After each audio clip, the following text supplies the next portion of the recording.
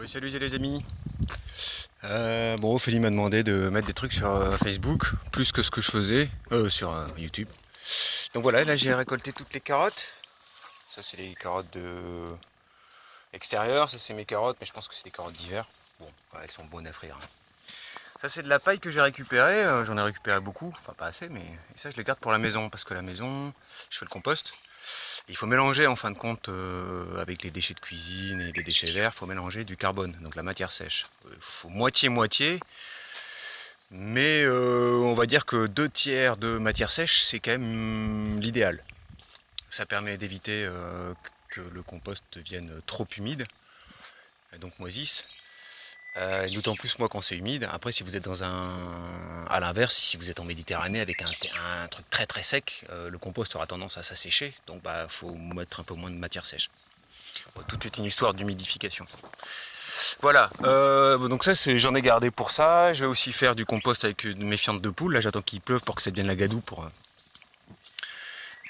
voilà, de la paille, ça là-bas je vais la stocker, puis j'ai déjà commencé à en mettre un peu. Alors l'avantage c'est que, moi mon problème c'était j'ai un sol argileux, avec peu d'houmous, un sol peu profond, donc très minéralisé en bas, et des minéraux qui sont sans oxygène, donc pas du tout assimilables par les plantes.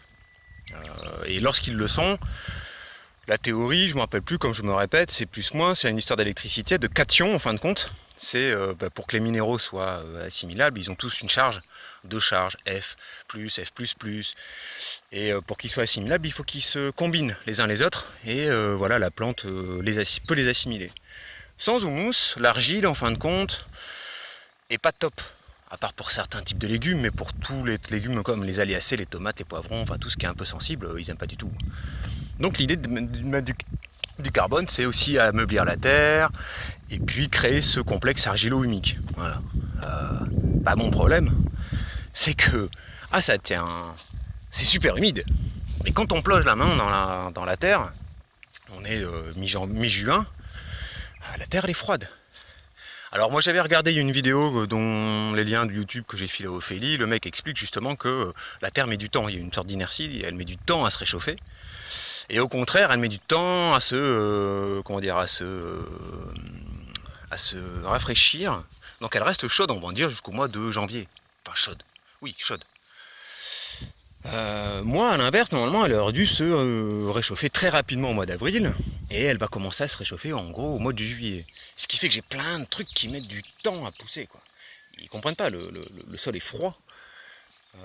Notamment des trucs que j'ai plantés tôt parce que ça va être sec, comme les okura. Et ça c'est une grosse erreur, j'avais pensé à l'eau mais j'avais pas pensé à la froideur de mon sol. Et en plus j'avais fait des petits pots, je sais pas si on va voir avec l'ombre, voilà ils sont là. Bon ils partent, hein. Il y a une nouvelle petite feuille ici là, mais ils galèrent quoi. Il fait chaud en haut et il fait froid en bas, et normalement c'est des trucs qui... c'est pour ça qu'on en a pas en France, c'est-à-dire ça aime l'humidité, la chaleur. Et donc il va peut-être falloir que je plante des graines. Voilà, donc ça c'est mon gros problème de cette année. Ça m'empêche pas d'apprendre l'enchaînement avec le temps et tout ça, qu'est-ce qui va bien partir, bien pousser avec mon champ, mon exposition. Mais c'est un truc auquel j'avais pas pensé et je vais pas pousser, hein, je vais pas pousser la production. J'en ai juste besoin pour moi, voilà, j'ai quelques carottes, ça me suffit. Mais il est vrai que si l'année prochaine j'arrive à faire mes semis en temps, en heure,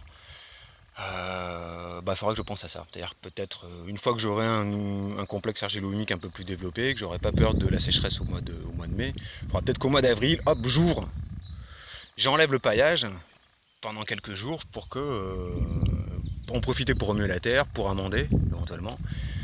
Et puis dès que ça commence à s'assécher, avant les dernières pluies, pop, je repaille pour que ça reste humide. Bon voilà, ça sera un boulot à faire, j'avais pas le temps de manière cette année. Un autre truc dont je me suis rendu compte, c'est tout le monde parle des semis aussi. J'ai récupéré plein de petits baby plantes chez les amis, mais en fin de compte, c'est ce qui leur reste. Et donc les plants, déjà, ils sont pas très beaux, et puis ils sont restés longtemps en pot, parce que moi je les ai reçus, je les ai remis en potée pour que ça grandisse.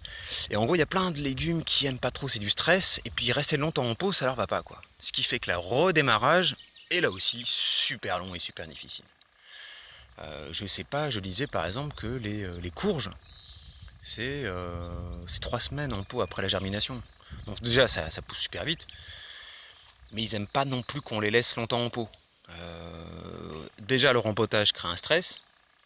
Et en plus, s'ils sont restés longtemps en pot, et ce qui est le cas dans mes tomates qui ont galéré chez Tommy, trop froid la nuit, trop chaud, enfin vraiment, j'en ai jeté plein. Et je m'aperçois qu'ici, y a plein de plants de tomates qui partent pas. Notamment les dernières, les nouvelles graines. Les graines de l'année dernière, ça je l'ai pas noté.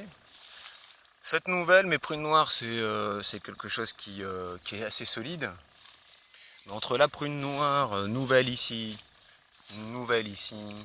et puis quelques-unes, on voit bien qu'il y en a qui... Les 2018, Tiguerella, ici, elle part mieux.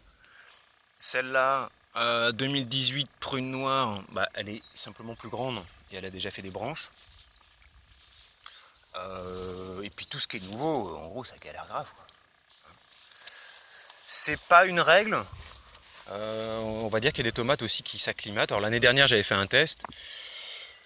Il y a des early tomato, c'est-à-dire des tomates qui sont précoces, d'autres qui sont tardives. Et puis il y en a qui marchent pas du tout.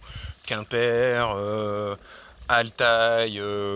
Bon voilà, j'avais tenté des trucs parce que j'avais trouvé ces tomates intéressantes. Et puis je pense qu'il faut que j'arrête. Prune noire est en fin de compte, c'est une petite olive qui produit beaucoup, qui est très très très très bonne et qui marche super bien comparé aux autres tomates. Ouais. Il y en a une autre, il y en a quelques-unes qui marchent bien, la Robson qui marche bien, celle-là elle est nouvelle, mais l'année dernière elle n'avait pas voulu produire les fruits. C'était galère, quoi. Elle poussait super bien, elle était énorme, mais elle donnait peu de fruits. On verra si cette année avec la terre qui est un petit peu meilleure, ça va s'améliorer. Donc là j'ai mis du basil entre les deux. On voit que le manque d'ombre, parce qu'en gros, c'est ce que je voulais apprendre cette année, en fonction de la date, créer des étages. Bon, le basilic, quand il fait très chaud au mois de mai, il n'a pas aimé. Là, il fait encore trop chaud, pas assez de pluie, pas assez d'eau. Plein soleil, les feuilles, elles jaunissent. Il aime bien le plein soleil, il faut que ce soit vraiment humide, donc il faudra mettre du plastique. Pour garder l'humidité, travailler sur la condensation dessous le plastique. Moi, j'en ai pas.